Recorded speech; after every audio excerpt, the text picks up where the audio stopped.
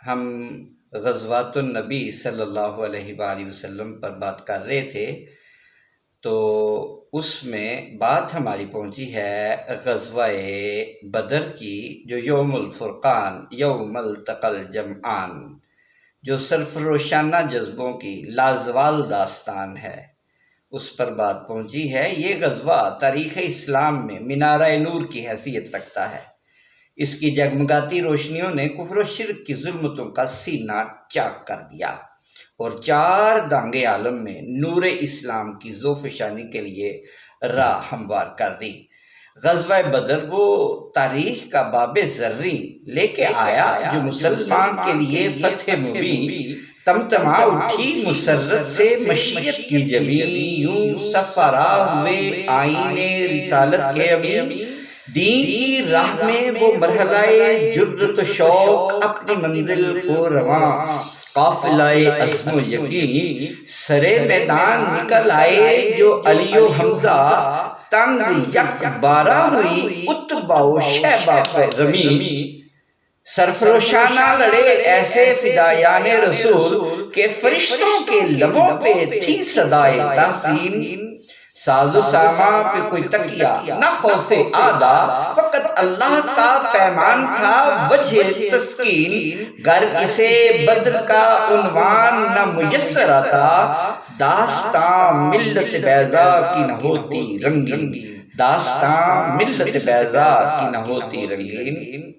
17 رمضان 2 ہجری میں پیش آنے والا یہ معرکہ اپنے اندر سرفروشی و جانبازی، اثار و قربانی اور عشق و محبت کی لازوال داستانیں سمیٹے ہوئے ہے۔ افسوس کہ اردو زبان کے بیشتر سیرت نگاروں نے اس غزوہ کے حالات بیان کرتے ہوئے نہایت اختصار سے کام لیا ہے اور بہت سے ایمان افروز اور ولولہ انگیز واقعات کو ترک کر دیا ہے۔ علامہ شبلی ایک بہت بڑا نام ہے سیرت نگاروں میں، اللہ تعالیٰ ان کو جزائے خیر دے، جس موضوع پر قلم اٹھاتے ہیں اس کا حق ادا کر دیتے ہیں، مگر غزوہ بدر کے واقعات بیان کرنے میں انہوں نے بھی اختصار ہی ملحوظ رکھا اور زیادہ زور اس بات پر صرف کر دیا کہ یہ جنگ دفاعی جنگ تھی اور رسول اللہ صلی اللہ علیہ وسلم کسی قافلے پر حملہ کرنے کے لیے نہیں بلکہ مشرکین کے حملے کا دفاع کرنے مدینہ منورہ سے باہر نکلے تھے۔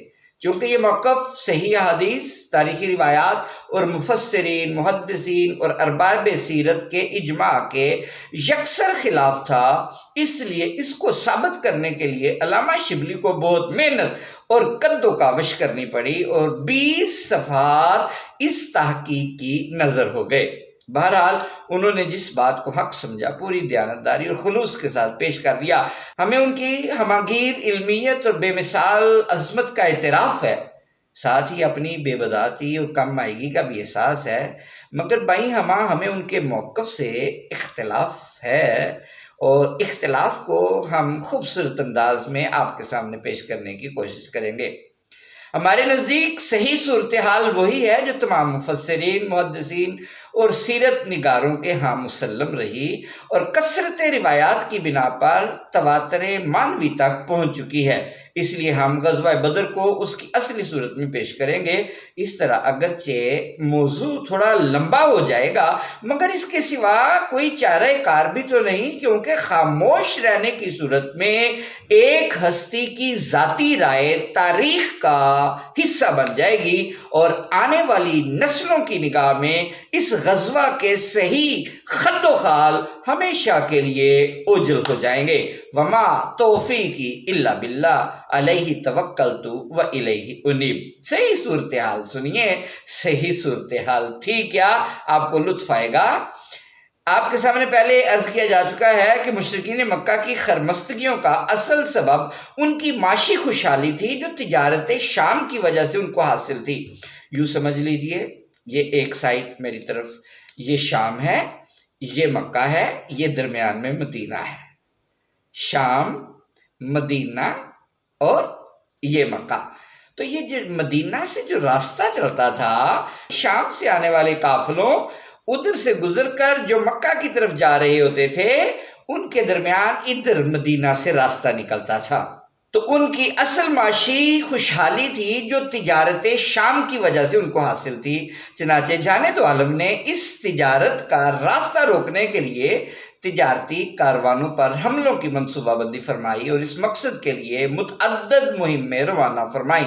بعض مہمات میں آپ بنفس نفیس بھی شامل ہوئے، جس کی تفصیل میں آپ کے سامنے پہلے عرض کر چکا ہوں۔ 2 ہجری میں آپ کو اطلاع ملی کہ ایک بہت بڑا کاروان تجارت ابو سفیان کی کارکردگی میں شام سے واپس آ رہا ہے۔ کہاں جانا ہے اس نے؟ مکہ کی طرف۔ چنانچہ آپ نے صحابہ کرام کو جمع کیا اور فرمایا قریش کا ایک بڑا قافلہ بہت سارا مال، بہت سارا سامان لے کر شام سے آ رہا ہے، اس پر حملے کی تیاری کرو، ہو سکتا ہے کہ وہ مال و متاع اللہ تعالیٰ تمہیں عطا فرما دے۔ اس سے پہلے قافلوں پر حملے کے لیے جو مہمات روانہ کی جاتی رہیں ان کے لیے آپ نے کبھی عمومی اعلان نہیں فرمایا تھا۔ آپ مہاجرین میں سے چند افراد منتخب کر کے روانہ فرما دیا کرتے تھے، اور کوئی 80 افراد کا قافلہ ہوتا تھا، کوئی 12 افراد کا ہوتا تھا۔ تھوڑی تھوڑی مقدار میں لوگوں کو ان معاملات کو سنبھالنے کے لیے بھیجا جاتا تھا اور چند افراد بھیج دیے جاتے تھے۔ یہ پہلا موقع تھا کہ آپ نے مہاجرین و انصار دونوں کو نکلنے کا حکم دیا تھا، اس لیے انصار نے اس میں بڑھ چڑھ کر حصہ لیا اور اکثریت سے شمولیت کے لیے تیار ہو گئے۔ اس طرح مجموعی تعداد 300 سے بڑھ گئی، جن میں 60-70 مہاجرین تھے اور باقی سب انصار تھے۔ چنانچہ 8 رمضان کو جانے دو عالم مدینہ سے باہر نکلے اور اس کاروان عشق کی قیادت فرماتے ہوئے بدر کی طرف چل پڑے، کیونکہ اطلاعات کے مطابق قافلے کا رخ اسی طرف تھا۔ ابو سفیان بہت لفظ کیا کہوں، ابو سفیان کے مخبروں نے جب اس کو اطلاع دی کہ جانے دو عالم متعدد ساتھیوں کے ہمراہ مدینہ سے نکل کھڑے ہوئے ہیں تو وہ سخت خوف زدہ ہو گیا۔ اسی وقت ایک تیز رفتار قاصد زمزم غفاری کو تیار کیا اور اسے ہدایت کی کہ جتنی جلدی ہو سکے مکہ پہنچو اور اہل مکہ سے کہو کہ اگر اپنے مال و اسباب کو محمد اور اس کے ساتھیوں سے اور ان کے ہاتھ لگنے سے بچانا چاہتے ہو تو فوراً ادھر سے مکہ سے چل پڑو۔ زمزم منزلوں پر منزلیں مارتا ہوا بہت جلد مکہ پہنچ گیا۔ اپنی فریاد کو مؤثر بنانے کے لیے اس نے اونٹ کے ناک کان کاٹ ڈالے، کجاوا جو اوپر ڈالا جاتا ہے الٹا دیا اور اپنا گریبان پھاڑ کر نہایت دردناک آواز میں چلانے لگا، یا معاشر قریش اللتیمۃ اموالکم مع ابی سفیان قد عرض لها محمد فی اصحابہ لا ارى ان تدرکوها الغوث الغوث۔ اے جماعت قریش، قافلے کو پہنچو، ابو سفیان تمہارا جو مال لے کر آ رہا ہے اس پر محمد اور اس کے ساتھیوں نے حملہ کر دیا ہے، مجھے امید نہیں ہے کہ تم اس کو پہنچ سکو، فریاد ہے۔ زمزم کا وویلا سن کر بہت سے لوگ جمع ہو گئے اور کہنے لگے محمد اور اس کے ساتھیوں نے اس قافلے کو بھی عمر ابن حضرمی کے قافلے کی طرح تر نوالا سمجھا ہوا ہوگا، مگر اس دفعہ انہیں پتہ چل جائے گا کہ معاملہ بالکل دیگرگوں ہے۔ اس طرح بظاہر تو انہوں نے شجاعت و حمیت کا مظاہرہ کر دیا، مگر اندر سے سب کے دل لرز رہے تھے، کیونکہ 3 دن پہلے جانے دو عالم صلی اللہ علیہ وسلم کی پھوپھی عاتقہ نے ایک دہشتناک خواب دیکھا تھا۔ اگرچہ اس کی دہشت کم کرنے کے لیے ابو جہل نے استہزاء و تمسخر شروع کر دیا تھا، مگر پھر بھی سب کے دلوں میں ایک خوف سا بیٹھا ہوا تھا۔ عاتقہ پھوپھی کا خواب تھا کیا؟ عاتقہ نے دیکھا کہ ایک شتر سوار، اونٹ سوار، ایک شتر سوار مکہ سے باہر کھڑا ہے اور با آواز بلند کہہ رہا ہے، یا اہل غدر انفروا الی مسارعکم فی ثلاث۔ اے دھوکے باز، 3 دن کے بعد اس طرف روانہ ہو جاؤ جہاں تم نے قتل ہو کر گرنا ہے۔ یا اہل غدر انفروا الی مسارعکم فی ثلاث، اے دھوکے بازو 3 دن کے بعد اس طرف روانہ ہو جاؤ جہاں تم نے قتل ہو کر گر جانا ہے۔ اس کی آواز سن کر مجمع لگ گیا۔ یہ خواب سنا رہی ہیں اور سنا کس کو رہی ہیں؟ ابھی عرض کرتا ہوں۔ اور اس کے پیچھے پیچھے چلنے لگا۔ اس کی آواز سن کر مجمع لگ گیا اور اس کے پیچھے پیچھے چلنے لگا۔ وہاں سے چل کر وہ سوار مسجد حرام میں آیا اور اچانک عاتقہ نے دیکھا کہ اب وہ سوار کعبہ کی چھت پر کھڑا ہے اور لوگوں سے مخاطب ہو کر وہی اعلان کر رہا ہے، یا اہل غدر، اے دھوکے بازو۔ پھر دفتن وہی سوار جبل ابو قبیس پر نظر آیا اور یہی اعلان کرنے لگا، یا اہل غدر۔ اس کے بعد اس نے جبل ابو قبیس کی چوٹی سے ایک پتھر اوپر سے نیچے کی طرف لڑکا دیا۔ وہ پتھر تھوڑا نیچے آیا تو ٹوٹ گیا اور اس کے ٹکڑے اڑ اڑ کر اہل مکہ کے گھروں میں گرنے لگے۔ عاتقہ کہتی ہیں کہ مکہ کا کوئی گھر ایسا نہیں بچا جس میں اس کا کوئی ٹکڑا نہ گرا ہو۔ صبح ہوئی تو عاتقہ نے یہ خواب اپنے بھائی عباس سے بیان کیا، مگر ساتھ ایک شرط عائد کی کہ کسی اور سے ذکر نہ کرنا۔ عباس نے وعدہ کر لیا، لیکن جو بات ایک دفعہ زبان سے نکل جائے وہ پرائی ہو جاتی ہے۔ چنانچہ عباس نے رازداری کے وعدہ کے ساتھ یہی خواب اپنے دوست ولید کے سامنے بیان کر دیا۔ ولید نے اپنے باپ کو بتایا اور کہی جو بات کان میں چڑھی زبان خلق پر۔ اس کے مطابق اس خواب کا سارا مکہ میں چرچا ہو گیا۔ ابو جہل نے یہ صورتحال دیکھی تو سخت چراغ پا ہوا کہ ابھی تک تو نبوت کا ایک ہی دعوے دار تھا، اب اس کی پھوپھی نے بھی خواب کی شکل میں پیش گوئیاں شروع کر دی ہیں۔ چنانچہ دوسرے دن جب عباس طواف کرنے کے لیے گئے تو دیکھا کہ ابو جہل کچھ لوگوں میں میر محفل بنا بیٹھا ہے اور اسی موضوع پر گفتگو کر رہا ہے۔ عباس کو طواف کے لیے جاتا دیکھ کر کہنے لگا، ابو الفضل، یہ حضرت عباس کی کنیت ہے، طواف سے فارغ ہو کر ذرا ادھر آنا، تم سے کچھ بات کرنی ہے۔ عباس کہتے ہیں طواف کے بعد جب میں اس مجلس میں جا کر بیٹھا تو ابو جہل نے مجھ سے پوچھا، تمہارے خاندان میں یہ ایک اور نبوت کی دعوے دار کب سے پیدا ہو گئی ہے؟ کیا مطلب؟ کس نے نبوت کا دعویٰ کیا ہے؟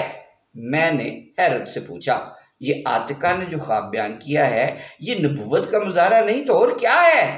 اے عبد المطلب کے گھر والوں، تمہارے خاندان کے ایک مرد نے نبوت کا جو دعویٰ کر رکھا ہے، اس سے تمہاری تسکین نہیں ہوئی کہ اب تمہاری عورتوں نے بھی نبی بننا شروع کر دیا؟ عاتقہ کے بیان کے مطابق کسی سوار نے اہل مکہ سے کہا ہے کہ 3 دن کے بعد اس طرف روانہ ہو جاؤ جہاں تم نے قتل ہو کر گرنا ہے۔ اب ہم 3 دن تک انتظار کریں گے، اگر 3 دنوں تک کچھ نہ ہوا تو ہم سب متفقہ طور پر تم لوگوں کے بارے میں یہ لکھ دیں گے کہ تمہارا گھرانہ عرب کا سب سے جھوٹا گھرانہ ہے۔ عباس نے بات بڑھانا مناسب نہ سمجھا اور خاموشی سے اٹھ کر چلے آئے، مگر خاندان عبد المطلب کی غیور عورتوں نے جب ابو جہل و عباس کی بات چیت کا پتہ چلا لیا تو وہ غصے میں بھری ہوئی عباس کے پاس آئیں اور کہنے لگیں، ابو جہل ہمارے خاندان کے مردوں کے بارے میں تو پہلے ہی بکواس کرتا رہتا ہے، اب اس فاسق اور خبیث کی جرت یہاں تک بڑھ گئی ہے کہ اس نے ہمارے گھرانے کی عورتوں کے متعلق بھی خرافات بکنے شروع کر دیے۔ اور ہمیں تو عباس تم پر حیرت ہے کہ تم اس کی بہودہ باتیں اپنے کانوں سے سنتے رہے اور ذرا غیرت نہ آئی۔ عباس عرب کے سب سے غیرت مند خاندان کے ایک فرد تھے، ابو جہل کے سامنے تو خاموش ہو گئے تھے مگر خون اندر سے کھول رہا تھا۔ ابو جہل کے سامنے تو محض اپنے فطری تحمل کی وجہ سے خاموش رہ گئے تھے، مگر اب عورتوں کے تانے سن سن کر ان کا خون کھول اٹھا اور کہنے لگے، اس وقت تو میں واقعی کوئی جواب نہیں دے سکا تھا، لیکن اب اگر ابو جہل نے اس طرح کی یاوہ گوئی کی تو میں اس کو ایسا مزہ چکھاؤں گا کہ آئندہ بکواس کرنے کے قابل ہی نہیں رہے گا۔ چنانچہ تیسرے دن عباس اس ارادے سے نکلے کہ ابو جہل کے سامنے جاؤں گا اور اگر اس نے کوئی بہودگی کی تو اگلا پچھلا حساب بے باک کر دوں گا، مگر ابھی مسجد حرام کے قریب ہی پہنچے تھے کہ ابو جہل کو مسجد سے نکل کر ایک طرف دوڑتے دیکھا۔ عباس سمجھے کہ شاید مجھ سے ڈر کر بھاگ کھڑا ہوا ہے، مگر یہ بات نہیں تھی، وہ تو زمزم غفاری کے نالہ و فریاد کو سن کر اس کی طرف دوڑا دوڑا جا رہا تھا۔ عباس بھی ادھر متوجہ ہو گئے، کیا دیکھتے ہیں کہ زمزم کی حالت خستہ ہے اور وہ اپنے اونٹ پر بیٹھا گلا پھاڑ رہا ہے، اللتیمتو، قافلے کو پہنچو، قافلے کو پہنچو۔ گویا تیسرے دن ہی عاتقہ کے خواب کی صداقت ظاہر ہونا شروع ہو گئی تھی، اس لیے جب اہل مکہ زمزم کے پاس کھڑے، یہ زواد کے ساتھ ہے، زواد میم، اس کے پاس کھڑے ہو کر شجاعت و حمیت کا مظاہرہ کر رہے تھے، اس وقت اندر سے ان کے دل لرز رہے تھے اور کانوں میں عاتقہ کے بیان کردہ خواب کے الفاظ گونج رہے تھے، دھوکے بازو، 3 دن کے بعد اس طرف روانہ ہو جاؤ جہاں تم نے مر کے گرنا ہے۔ اہل مکہ ابھی ابن حضرمی کے قتل کو نہیں بھولے تھے کہ اوپر سے یہ افتاد آن پڑی، اس لیے خوف و ہراس کے باوجود قافلے کو بچانے اور ابن حضرمی کا انتقام لینے کے لیے ایک جم غفیر تیار ہو گیا، جس میں مکہ کے تقریباً تمام معززین شامل تھے۔ ابو لہب البتہ جان بچا گیا اور اپنی جگہ عاص ابن ہشام کو بھیج دیا۔ اس بیچارے نے ابو لہب کا 4000 روپیہ دینا تھا، جس کی ادائیگی کی کوئی صورت نہیں بن رہی تھی۔ ابو لہب نے اس کو پیشکش کی کہ اگر تم میری جگہ اس میدان جنگ میں چلے جاؤ تو میں تمہیں قرضہ معاف کر دوں گا۔ عاص راضی ہو گیا اور ابو لہب کی جان بچ گئی۔ یہ واقعہ لکھا ہے سیرت حلبیہ جلد 2 صفحہ 154 پر اور سیرت ابن ہشام جلد 2 صفحہ 62 پر۔ امیہ بن خلف بھی تیار نہیں تھا، کیونکہ جب میں آپ کو حضرت سعد جب وہ عمرہ کرنے آئے تھے تو امیہ کی بات سنائی تھی، امیہ بن خلف بھی تیار نہیں تھا، کیونکہ کچھ عرصے پہلے جب حضرت سعد عمرہ کرنے مکہ آئے تھے اور سابقہ دوستی کی بنا پر امیہ کے مہمان ہوئے تو ابو جہل نے حضرت سعد کو دیکھ کر سخت غصے کا اظہار کیا تھا اور نامناسب باتیں کہی تھی۔ حضرت سعد کہاں خاموش رہنے والے تھے، انہوں نے بھی ترکی بترکی جواب دیا تھا اور ابو جہل کو چپ کرا دیا تھا۔ یہ سارا میں آپ کو پچھلی قسط میں سنا چکا ہوں۔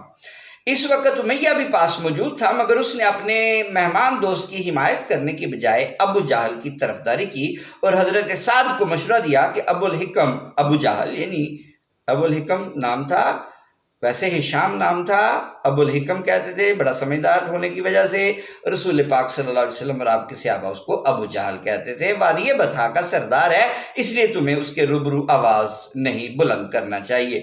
یہ سن کر حضرت سعد کو امیہ پر بھی غصہ آ گیا اور کہا، امیہ تم تو بات ہی نہ کرو، کیونکہ میں نے رسول اللہ صلی اللہ علیہ وسلم سے سنا ہے کہ ان قریب تمہیں مسلمان قتل کر دیں گے۔ امیہ ڈر گیا اور پوچھنے لگا، بھی مکہ تھا، کیا مسلمان مکہ میں آ کر مجھے مار ڈالیں گے؟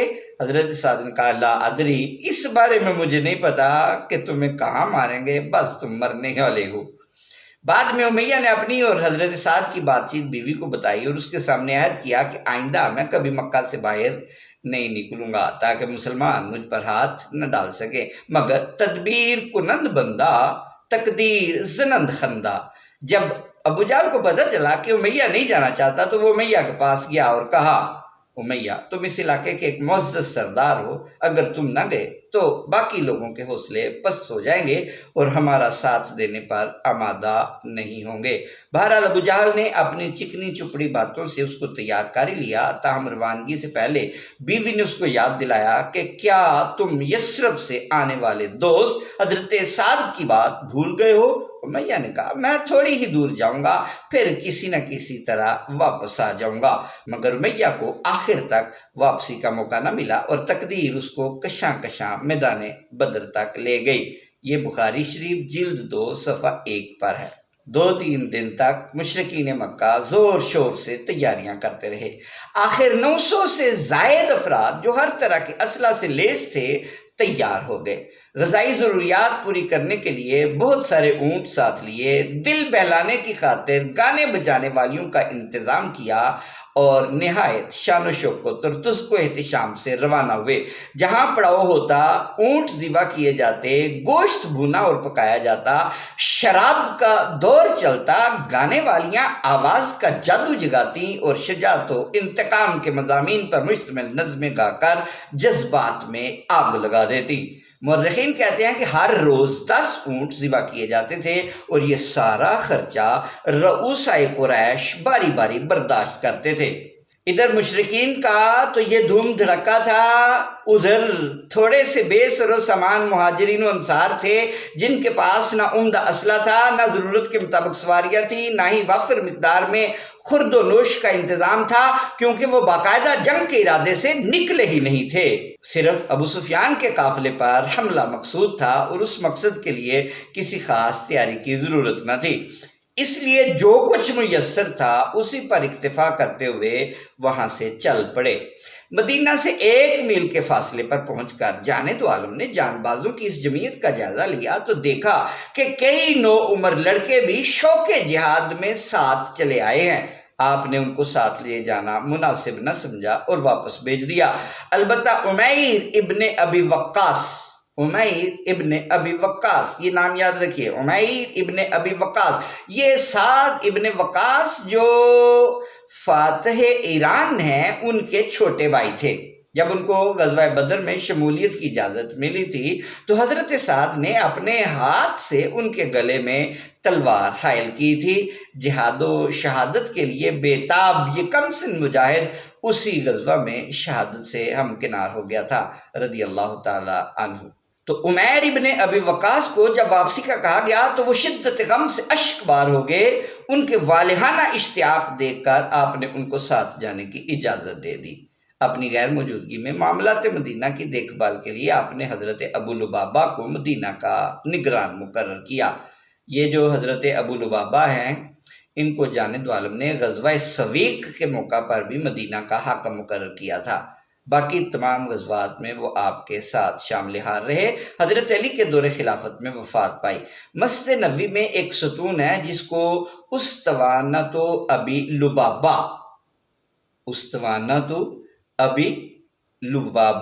اور اسطوانۃ التوبہ کہا جاتا ہے۔ اس کی وجہ تسمیہ بھی بڑی عجیب ہے۔ یہ پہلے بیان کروں کہ غزوہ بدر کا واقعہ، چلیں اس کو تھوڑا سا کر دیتا ہوں کیونکہ ابو لبابہ کی بات آئی ہے کہ رسول اللہ صلی اللہ علیہ وآلہ وسلم نے معاملات مدینہ کی دیکھ بھال کے لیے حضرت ابو لبابہ کو مدینہ کا نگران مقرر کیا۔ ایک ستون ہے مسجد نبوی میں جس کو اسطوانہ ابی لبابہ یا اسطوانہ التوبہ کہا جاتا ہے۔ اس کی وجہ تسمیہ یہ ہے کہ جب جانب عالم غزوہ تبوک کے لیے تشریف لے گئے تھے تو جو لوگ اپنی کاہلی اور سستی کی وجہ سے پیچھے رہ گئے تھے ان میں ابو لبابہ بھی شامل تھے۔ بعد میں ابو لبابہ کو اپنی غلطی کا احساس ہوا تو انہوں نے اپنے آپ کو ایک ستون کے ساتھ باندھ لیا اور عہد کیا کہ میں اس وقت تک اپنے آپ کو نہیں کھولوں گا، نہ کھانے پینے کی کوئی چیز چکھوں گا جب تک اللہ تعالیٰ میری توبہ قبول نہ فرما لے یا اسی حالت میں مر جاؤں گا۔ چنانچہ 7 دن تک آپ نے کچھ کھایا نہ پیا، صرف نماز اور ضروری حاجتوں کے لیے ان کی بیٹی انہیں کھول دیا کرتی تھی، باقی تمام اوقات میں بھوکے پیاسے بندے رہتے تھے۔ آخر نکاحت سے بے ہوش ہو کر گر پڑے۔ اللہ تعالیٰ کو ان کے حال زار پر رحم آ گیا اور جبرائیل امین ان کی توبہ قبول ہونے کا مجدہ لے کر نازل ہو گئے۔ لوگوں نے اسی وقت جا کر ابو لبابہ کو خوشخبری سنائی اور مبارکباد دی۔ ابو لبابہ نے کہا جب تک رسول اللہ اپنے مبارک ہاتھوں سے مجھے نہیں کھولیں گے میں اسی طرح بندہ رہوں گا۔ اسیران عالم کو رہائی دینے والے آقا کو پتہ چلا تو خود آ کر ایک ایک بند کھولا اور اس قید خود اختیاری سے رہائی دلائی۔ قبولی توبہ کی خوشی میں ابو لبابہ نے اپنا سب کچھ رائے خدا میں خیرات کرنا چاہا، مگر جانب عالم نے اجازت نہ دی اور فرمایا یجزئک یا ابا لبابہ الثلث، ابو لبابہ تم اپنے مال کا 3واں حصہ دے دو، یہ کافی ہے۔ الاستیاب ذکر ابی لبابہ، وہی ستون جس کے ساتھ ابو لبابہ نے اپنے آپ کو باندھا تھا اسطوانہ ابی لبابہ اور اسطوانہ التوبہ کے نام سے مشہور ہوا اور ابو لبابہ کا نام ہمیشہ کے لیے امر ہو گیا۔ اللہ تعالی ہم سب کو نبی پاک صلی اللہ علیہ وسلم کے در پاک حاضری کی سعادت عطا فرمائے اور ہم بھی اس اسطوانہ ابو لبابہ کی زیارت کر سکیں۔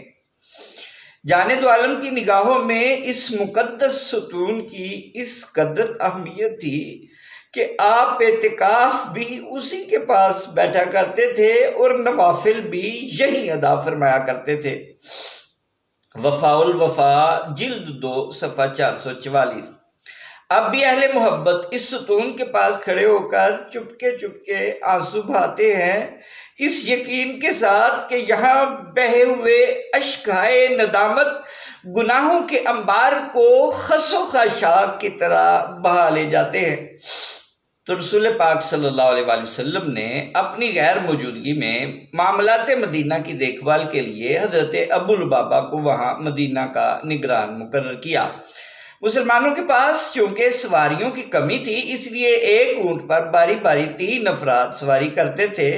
جانب عالم نے اپنے آپ کو بھی اس سے مستثنا نہ رکھا اور حضرت علی اور حضرت زید کی باری اپنے ساتھ مقرر کر دی۔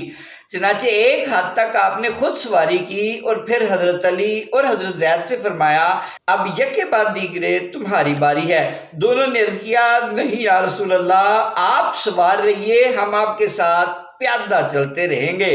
مگر آپ نے یہ امتیاز گوارا نہ کیا اور فرمایا، ما انتما باقوی علی المشی منی وما انا اغنی عن الاجر منکما، نہ تم مجھ سے زیادہ چلنے کی قوت رکھتے ہو، نہ میں ثواب سے مستغنی ہونا چاہتا ہوں۔ یعنی جب میں بھی تمہاری طرح چل سکتا ہوں تو پیادہ چلنے کا ثواب کیوں حاصل نہ کروں، جبکہ ثواب کی مجھے بھی اسی طرح ضرورت ہے جس طرح تمہیں ہے۔ سبحان اللہ، مساوات کے داعی اعظم نے عملی طور پر مساوات کا کیسا شاندار مظاہرہ فرمایا صلی اللہ علیہ وسلم۔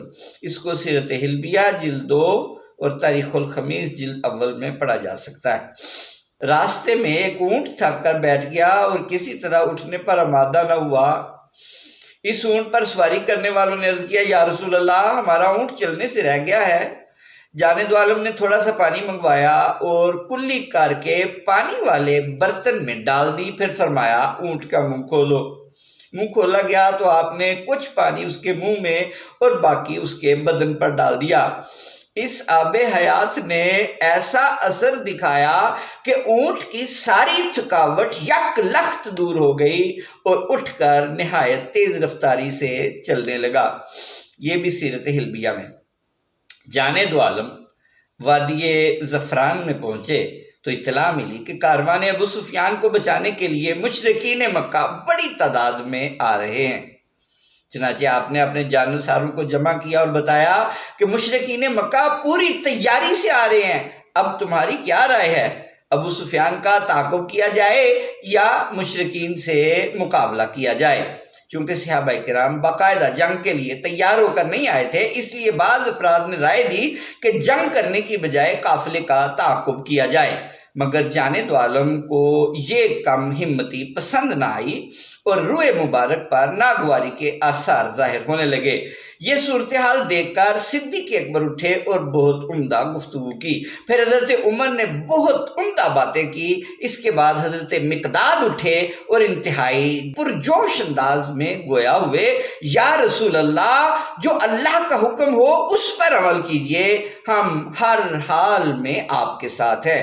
خدا کی قسم، ہم آپ کو کبھی وہ جواب نہیں دیں گے جو موسیٰ کو ان کی قوم نے دیا تھا کہ آپ اور آپ کا رب جا کر لڑیں، ہم تو یہیں بیٹھے ہیں۔ یا رسول اللہ، ہم یہاں نہیں بیٹھیں گے، بلکہ جب تک دم میں دم ہے آپ کا ساتھ دیں گے۔ ہم آپ کے آگے لڑیں گے، پیچھے لڑیں گے، دائیں لڑیں گے، بائیں لڑیں گے۔ ہمیں تو آپ اگر برق الغماد ملک حبشہ کا ایک شہر تھا جو اہل عرب میں دور ہونے کی وجہ سے ایک ضرب المثل کی حیثیت رکھتا تھا۔ یا رسول اللہ، ہمیں تو آپ اگر برق الغماد لے جانا چاہیں تو ہم وہاں بھی چلیں گے۔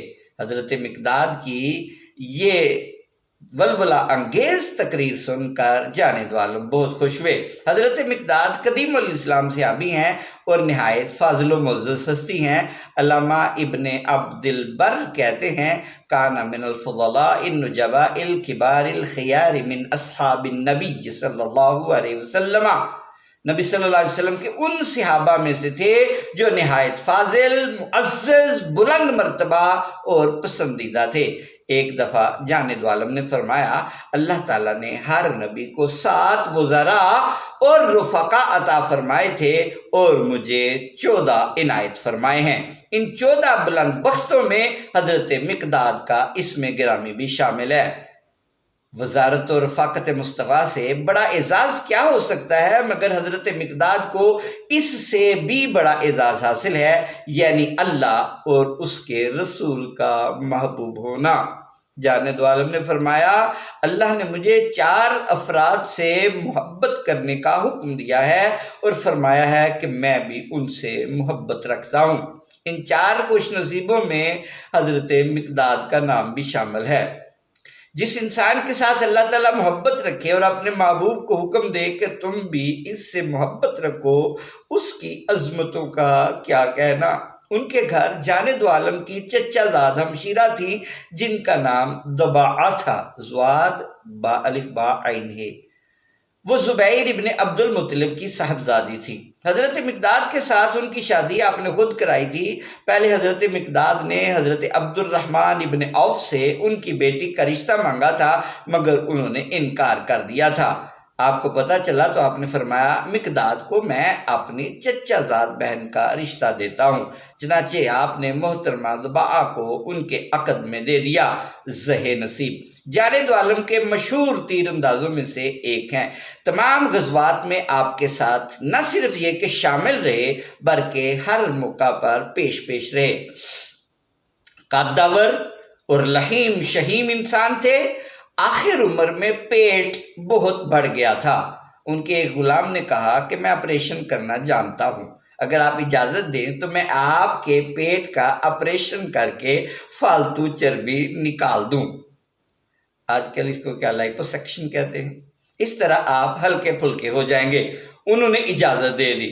غلام نے آپریشن کیا مگر کامیاب نہ ہو سکا اور آپ خلافت حضرت عثمان غنی کے دوران 33 ہجری میں انتقال کر گئے رضی اللہ تعالی عنہ۔ یہ جو واقعات آپ کو سنائے ہیں یہ استیاب، اصابہ، طبقات ابن سعد، مستدرک حاکم اور ترمذی شریف سے نکال کر سنائے ہیں۔ حضرت مقداد کی بات کر رہی تھی۔ انہوں نے کہا یا رسول اللہ اگر آپ ہمیں برق الغمات تک لے جانا چاہیں تو ہم وہاں بھی چلیں گے۔ حضرت مقداد کی یہ ولولہ انگیز تقریر سن کر جانب عالم بہت خوش ہوئے مگر ابھی کچھ اور لوگوں کے جذبات کا امتحان لینا مقصود تھا، اس لیے آپ نے صحابہ سے دوبارہ مشورہ طلب کیا۔ چنانچہ حضرت عمر ایک بار پھر اٹھے اور عرض کیا یا رسول اللہ ہم قریشی لوگ ہیں، بات کے دھنی اور قول کے پکے، ہم نے کبھی ذلت کا راستہ اختیار کیا نہ آج تک ہم میں سے کوئی شخص ایمان سے منحرف ہوا ہے، اس لیے جس طرح بہتر سمجھتے ہیں اس کے لیے تیاری کا حکم دیجیے۔ جانب عالم اب بھی پوری طرح مطمئن ہوئے اور فرمایا اشیرو علیہ، مجھے مشورہ دو۔ دراصل اب تک جوش و جذبے کا مظاہرہ صرف مہاجرین نے کیا تھا، انصار اس خیال سے خاموش بیٹھے تھے کہ ہمارے مہاجر بھائی ہماری ترجمانی کر رہے ہیں اس لیے ہمیں بولنے کی کیا ضرورت ہے۔ مگر جانب عالم صلی اللہ علیہ وسلم نے تیسری بار مشورہ طلب کیا تو انصار سمجھ گئے کہ آقا ہماری زبان سے بھی کچھ سننا چاہتے ہیں۔ چنانچہ انصار کے ایک سردار حضرت سعد ابن معاذ رضی اللہ تعالیٰ عنہ اٹھے اور عرض کیا یا رسول اللہ شاید آپ ہماری رائے جاننا چاہتے ہیں۔ ہاں یہی بات ہے، جانب عالم نے فرمایا۔ حضرت سعد نے کہا اور خوب کہا یا رسول اللہ ہم آپ پر ایمان لائے ہیں، آپ کی تصدیق کی ہے، اللہ کی طرف سے آپ جو پیغام لائے ہیں اس کی حقانیت کی گواہی دی ہے اور ہر حال میں آپ کی اطاعت و فرما برداری کا عہد کیا ہے۔ یا رسول اللہ ممکن ہے، یا رسول اللہ ممکن ہے کہ آپ کا خیال ہو کہ انصار صرف اس وقت ساتھ دینے کے پابند ہے جب دشمن مدینے پر حملہ آور ہو، لیکن میں تمام انصار کی طرف سے آپ کو یقین دلاتا ہوں کہ ہم بہر صورت آپ کا ساتھ دیں گے، آپ جہاں تشریف لے جانا چاہیں جائیں، جس سے تعلق رکھنا چاہیں رکھیں، جس سے تعلق توڑنا چاہیں توڑیں، جس سے صلح کرنا چاہیں صلح کریں، جس سے جنگ کرنا چاہیں جنگ کریں۔ ہمارا جتنا مال جی چاہے لے لیں، وہ مال جو آپ لیں گے ہمیں اس مال سے زیادہ محبوب ہوگا جو ہمارے پاس رہ جائے گا، غرضے کہ ہم ہر حال میں تابع فرمان رہیں گے۔ خدا کی قسم ہم کو اگر آپ سمندر میں گھسنے کا حکم دیں گے تو ہم بے دھڑک گھس پڑیں گے، ہمارا کوئی ایک آدمی بھی پیچھے نہیں رہے گا۔ اس لیے جنگ یا کاروان میں سے جو صورت آپ کو پسند ہو اس کو اختیار کیجئے۔ اور جہاں تک لڑنے کا تعلق ہے تو ہم لڑائی میں ثابت قدم رہنے والے اور پوری سچائی سے مقابلہ کرنے والے لوگ ہیں۔ اگر جنگ ہوئی تو انشاءاللہ ہماری جرأت و شجاعت کو دیکھ کر آپ کی آنکھیں ٹھنڈی ہو جائیں گی۔ اس لیے اللہ کی رحمت و برکت کے ساتھ آگے بڑھیے، ہم ہر مقام پر آپ کے دائیں بائیں اور آگے پیچھے ہوں گے۔ سعد ابن معاذ کے اس نہایت ہی پر اثر خطاب سے جانب عالم کا روئے زیبا فرت مسرت سے چمک اٹھا۔ اس کے بعد آپ نے ارشاد فرمایا سیرو و ابشرو، آگے بڑھو اور تم کو بشارت ہو کہ میرے رب نے دو میں سے ایک چیز کا میرے ساتھ وعدہ کر رکھا ہے، یا تو قافلہ ہاتھ آ جائے گا یا جنگ میں فتح ہوگی، اور میں ابھی سے دیکھ رہا ہوں کہ کس کافر نے قتل ہو کر کہاں گرنا ہے۔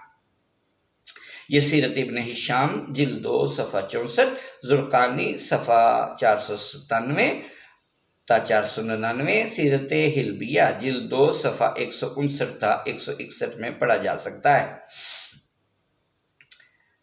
جب جانب عالم نے انصار کی دعوت پر ہجرت کا ارادہ فرمایا تھا تو اس وقت جو معاہدہ ہوا تھا اس میں یہ شک بھی شامل تھی کہ اگر کوئی دشمن حملہ آور ہوا تو انصار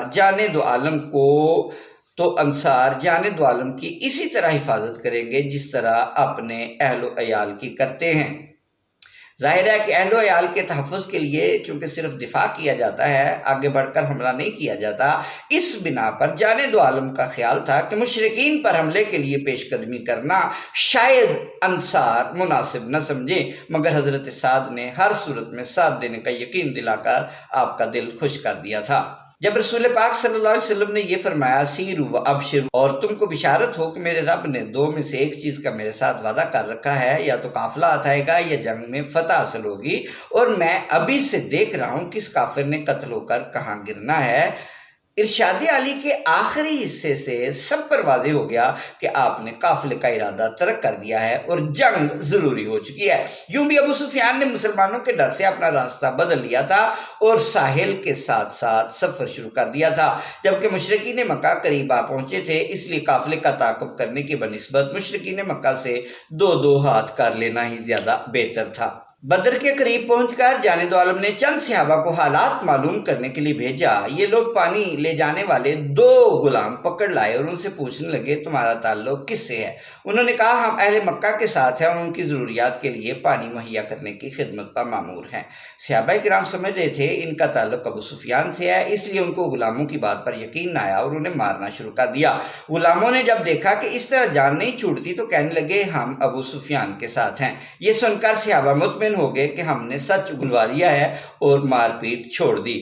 جس وقت یہ پوچھ گچھ ہو رہی تھی اس وقت دلوں کا حال جاننے والے آقا نماز پڑھ رہے تھے۔ نماز سے فارغ ہوئے تو صحابہ کرام سے فرمایا جب غلام سچ بول رہا تھا تو تم نے ان کو مارنا شروع کر دیا؟ جب غلام سچ بول رہے تھے تو تم نے ان کو مارنا شروع کر دیا، اور جب ڈر کے مارے جھوٹ بولنے لگے تو تم نے ان کو چھوڑ دیا۔ اللہ کی قسم ان کا تعلق مکے والوں سے ہی ہے۔ پھر آپ غلاموں کی طرف متوجہ ہوئے کہا اہل مکہ کے بارے میں جو کچھ معلوم ہو بتاؤ۔ غلاموں نے دور ایک بڑے ٹیلے کی طرف اشارہ کرتے ہوئے بتایا کہ اہل مکہ اس ٹیلے کے پیچھے ہیں، تھوڑے ہیں یا زیادہ؟ بہت زیادہ ہیں اور زیادہ زوراور بھی ہیں۔ صحیح تعداد کیا ہے؟ اس بارے میں ہمیں کچھ علم نہیں۔ جانب عالم نے بہت کوشش کی کہ وہ صحیح تعداد بتا دے، مگر اس سلسلے میں انہوں نے لا علمی ظاہر کی۔ چنانچہ آپ نے دوسرا طریقہ اختیار کیا اور پوچھا روزانہ کتنے اونٹ ذبح کیے جاتے ہیں؟ کبھی 9 کبھی 10۔ آپ نے فرمایا اس لحاظ سے ان کی تعداد 900 اور 1000 کے درمیان ہونی چاہیے۔ غالباً ایک اونٹ اوسطاً 100 آدمیوں کے لیے کافی ہوتا تھا۔ پھر سوال کیا قریش کے معززین میں سے کون کون ساتھ ہیں؟ انہوں نے بہت سارے سرداروں کے نام بتا دیے۔ آپ نے صحابہ کرام سے مخاطب ہو کر کہا مکہ نے اپنے جگر کے ٹکڑے نکال کر تمہارے سامنے پھینک دیے ہیں۔ سبحان اللہ۔ یہ سیرت ابن ہشام جلد 2 صفحہ 65 اور سیرت حلبیہ جلد 2 صفحہ 161 پر۔ جب مشرکین نے جحفہ نامی جگہ میں پڑاؤ کیا تو جہم ابن سلط نے، جو خاندان عبد المطلب کا ایک فرد تھا، خواب میں دیکھا کہ گھوڑے پر سوار ایک شخص چلا آ رہا ہے، اس کے ساتھ ساتھ ایک خالی اونٹ بھی آ رہا ہے۔ ایک جگہ آ کر وہ سوار ٹھہر گیا اور بہت سارے رؤسائے قریش کے نام لے کر بلند آواز دینے لگا، قتل عتبہ و شیبہ و ابو الحکم و امیہ۔ عتبہ مارا گیا، شیبہ مارا گیا، ابو جہل مارا گیا، امیہ سب مارے گئے۔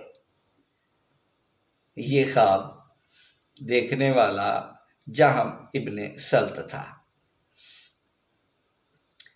یہ اعلان کرنے کے بعد سوار نے اونٹ کے گلے میں تلوار گھونپ دی جسے وہ اپنے ساتھ لایا تھا اور اس کو مشرکین کے لشکر کی طرف بھگا دیا۔ اب جہم نے یہ دہشتناک منظر دیکھا کہ اونٹ کٹے ہوئے گلے کے ساتھ پوری لشکرگاہ میں دوڑتا پھر رہا ہے اور فوارے کی طرح ابلتے خون کے چینٹے خیموں میں پڑ رہے ہیں۔ کوئی خیمہ ایسا نہ رہا جس میں لہو کے قطرے نہ گرے ہوں۔ جہم خوف زدہ ہو کر جاگ گیا اور لوگوں کو اپنے خواب کے بارے میں بتانے لگا۔ ابو جہل کو پتہ چلا تو اس خبیث نے طنزاً کہا، لو یہ خاندان عبد المطلب میں ایک اور نبی پیدا ہوا۔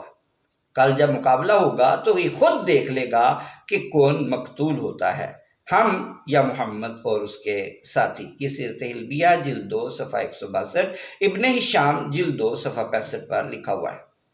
ابو جہل نے آتکا کے خواب کے بارے میں بھی ایسی رائے ظاہر کی تھی، مگر در حقیقت یہ دونوں خواب سچے تھے اور ان کی صداقت عنقریب ظاہر ہونے والی تھی۔ ابو جہل کی ہٹ درمی کی وجہ سے یہ جنگ ہو کر رہی، ورنہ سمجھدار لوگوں نے اس کو روکنے کی بتیری کوشش کی تھی۔ حتیٰ کہ ابو سفیان، جس کے قافلے پر حملے کی اطلاعات سے یہ سارا قصہ شروع ہوا تھا، جب حملے کی ضد سے نکل گیا تو اس نے مشرکین کو پیغام بھیجا کہ تم لوگ صرف ہماری جان و مال کے تحفظ کے لیے آئے تھے، اب جب کہ ہم بخیریت بچ نکلے ہیں تو تم کو بھی واپس چلے جانا چاہیے۔ مگر ابو جہل نے کہا نہیں، یہ نہیں ہو سکتا۔ جب متکبر شخص اپنی علم اور حکم پر تکبر کرنے والا اکڑتا ہے تو کبھی نہیں مانتا۔ یہ آپ پکا ذہن میں رکھیں، کبھی نہیں مانتا، نہیں یہ نہیں ہو سکتا۔ کہنے لگا ہم بدر تک ضرور جائیں گے، وہاں اونٹ ذبح کریں گے، گوشت بانٹیں گے، ناچ گانا کرائیں گے، شراب پئیں گے اور 3 دن تک ایسا جشن منائیں گے کہ سارے عرب میں اس کا چرچا پھیل جائے گا۔ اس طرح پورے عربستان پر ہماری دھاک بیٹھ جائے گی اور آئندہ کسی کو ہماری طرف آنکھ اٹھا کر دیکھنے کی جرت نہ ہوگی۔ لشکر میں شامل عقل مند لوگوں نے جب دیکھا کہ ابو جہل کوئی معقول بات سننے کے لیے تیار نہیں ہے تو ان کے لیے اس کے سوا کوئی چارہ نہ رہا کہ وہ خود اس جنگ سے علیحدہ ہو جائیں۔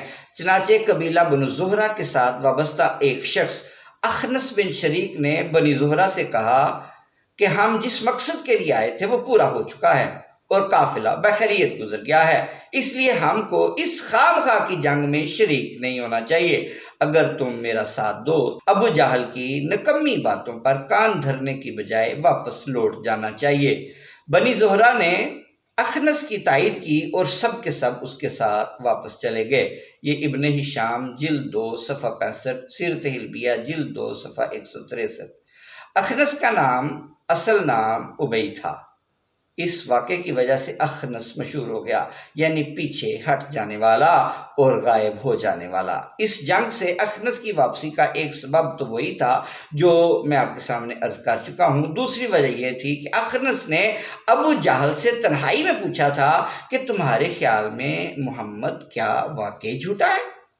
ابو جہل نے جواب دیا نہیں، وہ تو شروع سے سچا ہے، اس نے آج تک جھوٹ نہیں بولا۔ اصل مسئلہ یہ ہے کہ بنی ہاشم کو پہلے سے ہی اتنے اعزازات حاصل ہیں، اتنی ان کو شرف حاصل ہے، اتنی عزت حاصل ہے، حاجیوں کو پانی وہی پلاتے ہیں، ان کی مہمان نوازی بھی وہی کرتے ہیں، متنازع مسائل میں مشورہ لینے کے لیے بھی انہی کی طرف لوگ رجوع کرتے ہیں۔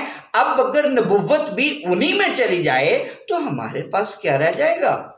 یہ لا یعنی جواب سن کر اخنس کو یقین ہو گیا کہ یہ جنگ کسی قومی مفاد میں نہیں لڑی جا رہی، بلکہ ابو جہل محض خاندان بنی ہاشم کے ساتھ اپنی اندرونی عداوت اور حسد کی بنا پر لڑائی چھیڑنے پر مصر ہے۔ اس لیے اخنس نے اپنے ساتھیوں سمیت، جن کی تعداد 100 سے کچھ اوپر تھی، کنارہ کشی اختیار کر لی۔ اخنس کے اسلام لانے میں شدید اختلاف ہے۔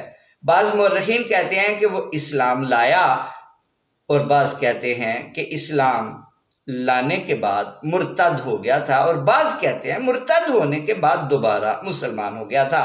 اللہ تعالیٰ بہتر جانتا ہے، اللہ تعالیٰ بہتر جانتا ہے کہ اصل معاملہ کیا تھا۔ آخر وہ دن بھی آ گیا جب دونوں فوجیں ایک دوسرے کو نظر آنے لگیں۔ یہاں سے انشاءاللہ اگلی قسط میں۔ السلام علیکم ورحمۃ اللہ وبرکاتہ۔